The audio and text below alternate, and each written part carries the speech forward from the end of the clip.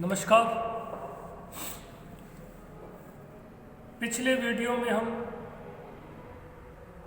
बहमनी सल्तनत के विघटन के ऊपर चर्चा कर रहे थे, जिसके अंतर्गत हमने देखा था कि मोहम्मद शाह तृतीय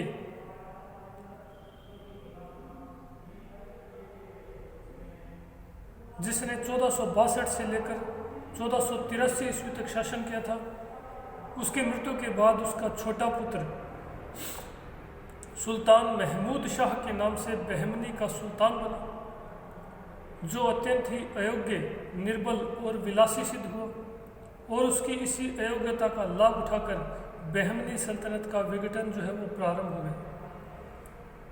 उसके शासन संभालने के 1 वर्ष के भीतर ही बरार के प्रांतीय सूबेदार फतेह उल्लाह इमाद शाह ने अपनी स्वतंत्रता की घोषणा कर बरार को एक स्वतंत्र राज्य के रूप में स्थापित करने का प्रयास किया। इसके ठीक 5 वर्ष पश्चात 1489 ईस्वी में बीजापुर के प्रांतीय सूबेदार यूसुफ आदिल शाह ने भी अपनी स्वतंत्र सत्ता की घोषणा कर दी। 1498 ईस्वी में अहमदनगर के प्रांतीय सूबेदार मलिक अहमद ने अहमदनगर की स्वतंत्रता की घोषणा कर दी और 1518 ईस्वी में महमूद शाह की मृत्यु के साथ ही गोलकुंडा के प्रांतीय सूबेदार कुतुब शाह ने भी अपनी स्वतंत्र सत्ता की है वो स्थापना की घोषणा कर दी। महमूद शाह की मृत्यु के बाद बहमनी सल्तनत के सिंहासन पर 3 सुल्तान बैठे। अंतिम सुल्तान कलीमुल्लाह शाह था, जिसे 1526-27 ईस्वी में उसके वजीर अमीर अली बरीद ने सिंहासन से हटाकर बिदर पर एक नए राजवंश की स्थापना की और इसी के साथ बहमनी सल्तनत का पूर्ण रूप से न केवल विघटन बल्कि बहमनी सल्तनत का अस्तित्व ही पूर्ण रूप से समाप्त हो गया। पिछले वीडियो में हमने बरार, बीजापुर और गोलकुंडा के प्रांतीय सूबेदारों के द्वारा अपनी स्वतंत्र सत्ता स्थापित करने के बारे में विस्तृत चर्चा की थी। आज के वीडियो में हम अहमदनगर के प्रांतीय प्रशासक मलिक अहमद और बीदर की स्वतंत्र स्थापना के विषय में चर्चा करेंगे। साथ ही साथ हम बहमनी सल्तनत के पतन के जो प्रमुख कारण थे, उन पतन के प्रमुख कारणों के ऊपर भी चर्चा करेंगे। देखिए, 1498 ईस्वी में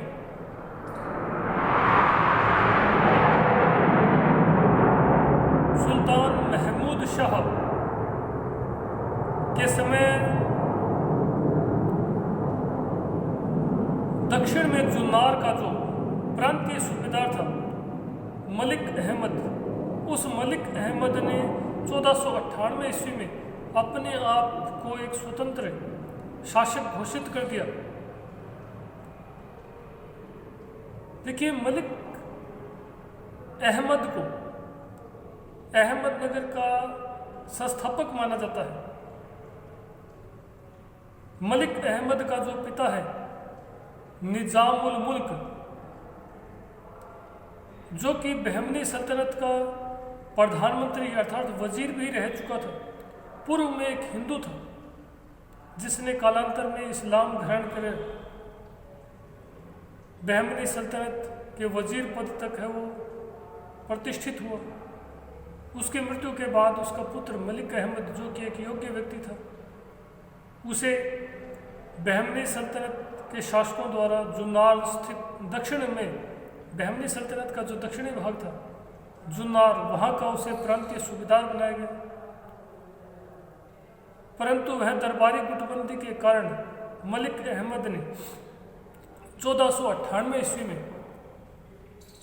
जुन्नार में है वो अपनी स्वतंत्रता की घोषणा कर दी और अपने नाम से अहमदनगर नामक एक नए शहर की स्थापना की और इसे अहमदनगर को अपनी राजधानी बनाया। कालांतर में उसके द्वारा स्थापित इस नवीन राज्य को अहमदनगर के नाम से जाना गया और उसके द्वारा स्थापित जो वंश था उस वंश को उसके पिता के नाम निजामुल मुल्क के नाम पर निजाम शाही वंश के नाम से जाना गया।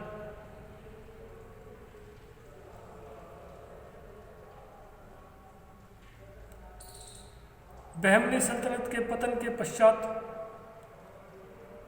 जब दक्षिण भारत में मुगलों का आगमन हुआ तो सर्वप्रथम मुगल सम्राट अकबर ने भी अहमदनगर पर वो आक्रमण किया और अकबर के आक्रमण के समय अहमदनगर को अपने राज्य के कुछ हिस्सों को मुगलों के विरुद्ध संघर्ष में खोना पड़ा। अर्थात अकबर के द्वारा अहमदनगर पर आक्रमण के परिणाम स्वरूप अहमदनगर राज्य का एक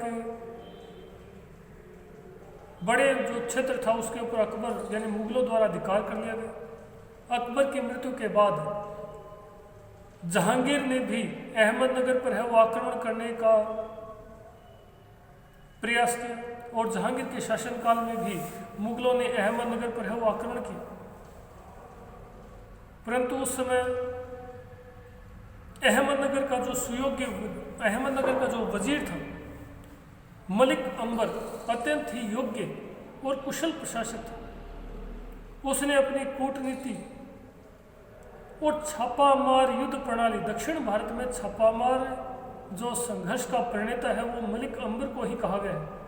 इस मलिक अंबर ने ही छापामार संघर्ष के माध्यम से जहांगीर के शासनकाल में मुगलों से इस अहमदनगर राज्य की सुरक्षा की, परंतु मलिक अंबर की मृत्यु के बाद अहमदनगर के जो सुल्तान थे वो मुगल आक्रमण का सामना नहीं कर पाए और 1636 ईस्वी में मुगल सम्राट शाहजहां के द्वारा इस अहमदनगर राज्य की स्वतंत्र सत्ता का अंत कर इसे मुगल साम्राज्य में मिला लिया गया।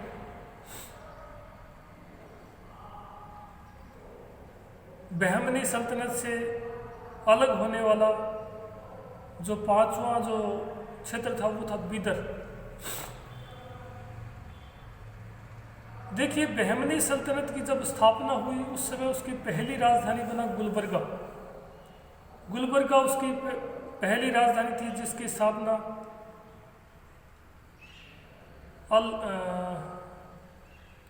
अलाउद्दीन अबुल हसन बहमन शाह के द्वारा गुलबर्गा को अपनी राजधानी बनाया गया था,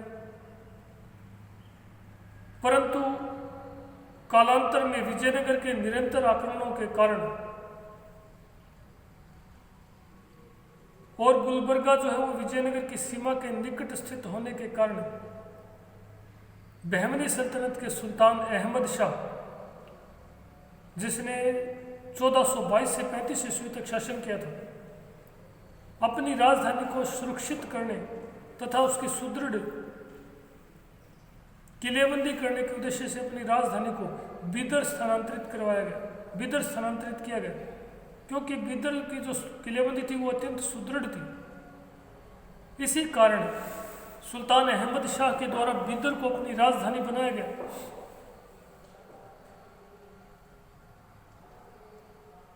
बहमनी सल्तनत के जो अंतिम सुल्तान थे वो अत्यंत ही अयोग्य और निर्बल थे और उनकी इसी निर्बलता का लाभ उठाकर बहमनी सल्तनत के अंतिम दिनों में सुल्तान कलीमुल्लाह शाह के समय उसके वजीर कासिम बरीद ने न केवल सुल्तान बल्कि प्रशासन से संबंधित समस्त अधिकार जो है वो हथिया लिए। परिणाम स्वरूप कलीमुल्लाह शाह जो है वो केवल नाममात्र का सुल्तान रह गया था और 1526 ईस्वी में कासिम बरीद की मृत्यु के बाद उसके उत्तराधिकारी पुत्र अमीर अली बरीद ने 1526-27 ईस्वी में इस नामात्र के सुल्तान कलीमुल्लाह शाह को है वो सिंहासन से अपदस्थ कर सिंहासन पर अधिकार जमा लिया और बीदर में एक नवीन राजवंश की स्थापना की जिसे बरीद शाही वंश कहा गया। इस बरीद शाही वंश की स्थापना के साथ ही जो बहमनी सल्तनत थी उस बहमनी सल्तनत का विघटन है वो पूर्ण हुआ।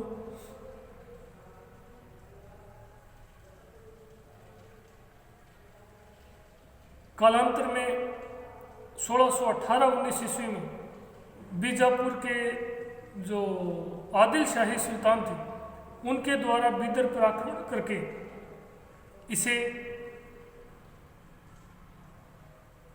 बीजापुर में विलय कर लिया गया और इस प्रकार बीदर जो है उसका भी 1618-19 ईस्वी में बीजापुर सल्तनत में वो विलय हो गई। तो ये था बहमनी सल्तनत के विघटन से संबंधित। अब हमारे सामने जो अगला जो टॉपिक था वो था बहमनी सल्तनत के पतन के कारण क्या थे। देखिए बहमनी सल्तनत का ये जो 5 राज्यों के रूप में विघटन हुआ, इस विघटन के पीछे कौन कौन से कारण उत्तरदायी थे। बहमनी सल्तनत जो अपनी स्थापना के लगभग 175 वर्ष के भीतर ही विघटित हो गया, उसके विघटन के पीछे कोई एक कारण विशेष उत्तरदायी नहीं माना जा सकता। बहमनी सल्तनत के विघटन के पीछे अनेकों कारण हैं वो विद्यमान थे, कुछ तात्कालिक कारण भी विद्यमान थे। बहमनी सल्तनत की जो सबसे प्रमुख समस्या थी जिसने उसके पतन या विघटन में सबसे महत्वपूर्ण भूमिका निभाई वो था अमीरों का आपसी संघर्ष। देखिए बहमनी सल्तनत के पतन या विघटन का जो सबसे पहला कारण माना जाता है वो यही है, बहमनी सल्तनत के जो अमीर थे उन अमीरों के आपसी संघर्ष। देखिए दक्षिण में जो बहमनी सल्तनत थी उस बहमनी सल्तनत के जो अमीर थे उन अमीरों में तुर्क भी थे, मंगोल भी थे, अफगान भी थे, ईरानी भी थे और भारतीय मुसलमान भी थे। इन सभी मुसलमानों के दरबार में बहमनी सल्तनत का जो दरबार था उसमें 2 प्रमुख गुट बने हुए थे। एक गुट का नेतृत्व दक्षिण भारतीय मुस्लिम कर रहे थे तथा दूसरे गुट में शेष सभी विदेशी मुस्लिम सम्मिलित थे। दक्षिण भारतीय मुसलमान जो पूर्व में हिंदू रह चुके थे और बाद में धर्म परिवर्तित कर मुस्लिम बन गए थे। इन दोनों गुटों के मध्य दरबार की गतिविधियों पर नियंत्रण स्थापित करने के साथ साथ सुल्तान और प्रशासनिक कार्यों पर नियंत्रण स्थापित करने को लेकर निरंतर संघर्ष होता रहता था। इन दोनों गुटों में आपसी सहयोग का सर्वथा अभाव था। दोनों गुटों के जो अमीर हैं वो एक दूसरे के प्रति घृणा, अविश्वास और शत्रुता की दृष्टि रखते थे। साथ ही साथ वे सुल्तान को या सुल्तान पर अपना प्रभाव स्थापित करने के लिए आपस में निरंतर संघर्ष करते रहते थे। ऐसी स्थिति में वे राज्य हितों के स्थान पर अपने व्यक्तिगत और दलीय हितों को अधिक महत्व देते थे और व्यक्तिगत और दलीय हितों को महत्व देने के कारण ही इन अमीर गुटों में जो अमीरों के जो गुट थे इन दोनों गुटों में निरंतर जो है वो खूनी संघर्ष होता रहता था, क्योंकि इन दोनों गुटों का उद्देश्य नए नए षड्यंत्र रचकर किसी भी प्रकार से येन केन प्रकार अपने प्रतिद्वंदियों का सफाया करना ही रह गया था। उन्होंने राज्य हितों की पूर्णतया अवहेलना करनी प्रारंभ कर दी थी। इसका परिणाम यह निकला कि अमीरों के इस आपसी खूनी संघर्ष के कारण न केवल ये अमीर बल्कि बहमनी राजवंश के जो सुल्तान थे वो भी जनता के मध्य उनके प्रति जो सहानुभूति थी उस सहानुभूति को न केवल अमीर बल्कि बहमनी सल्तनत के सुल्तान भी सहानुभूति को खो बैठे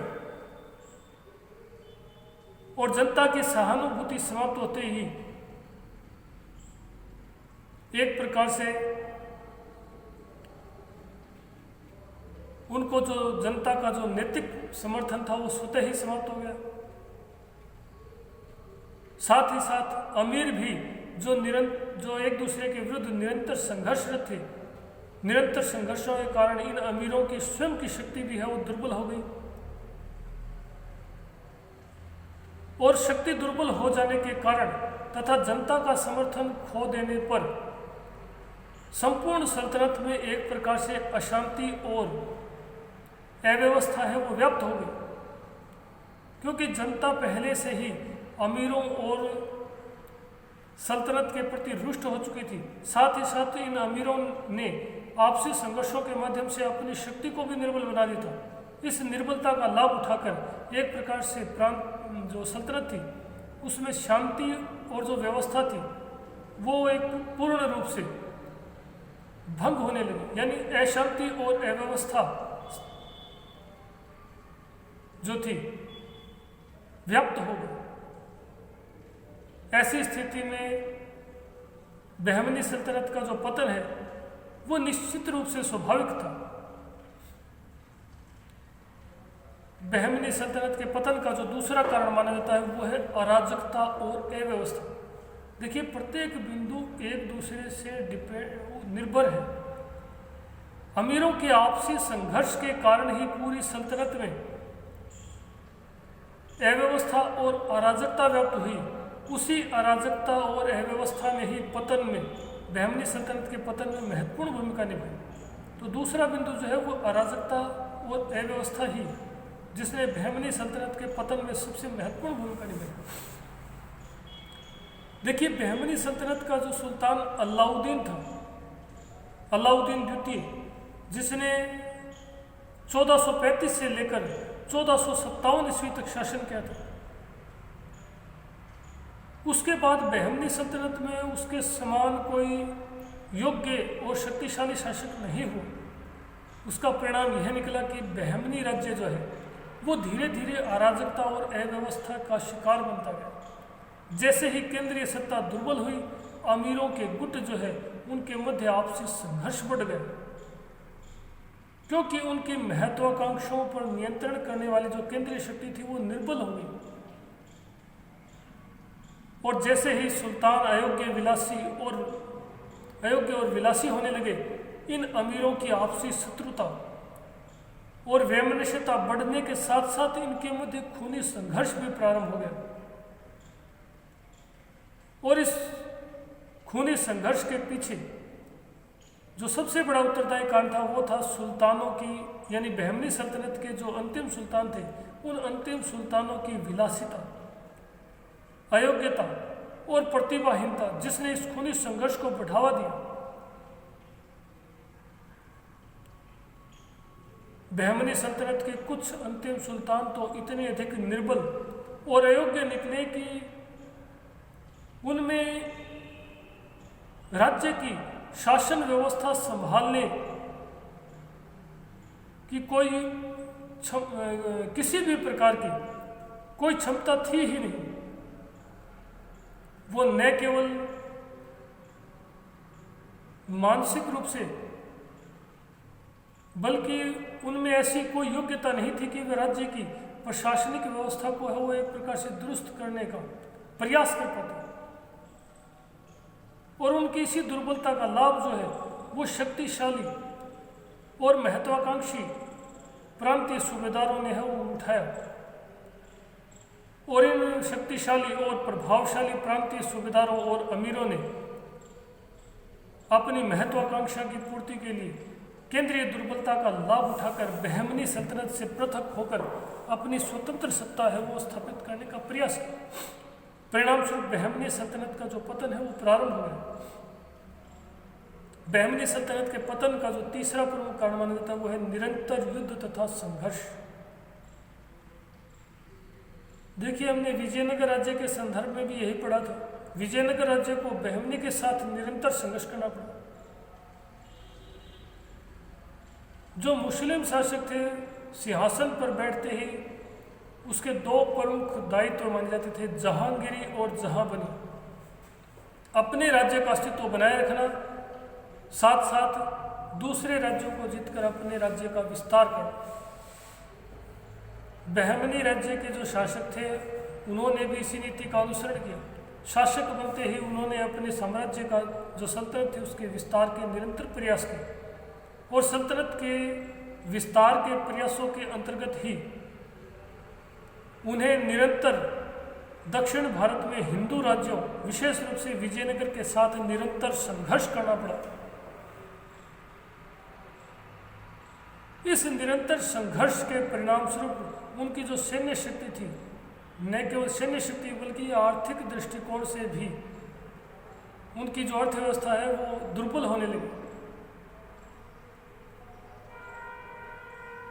विजयनगर साम्राज्य के पतन के बाद भी बहमनी सल्तनत को निरंतर विजयनगर के वो जो अवशेष थे उन अवशेषों पर खड़े छोटे छोटे राज्यों के साथ निरंतर संघर्ष करना पड़ा।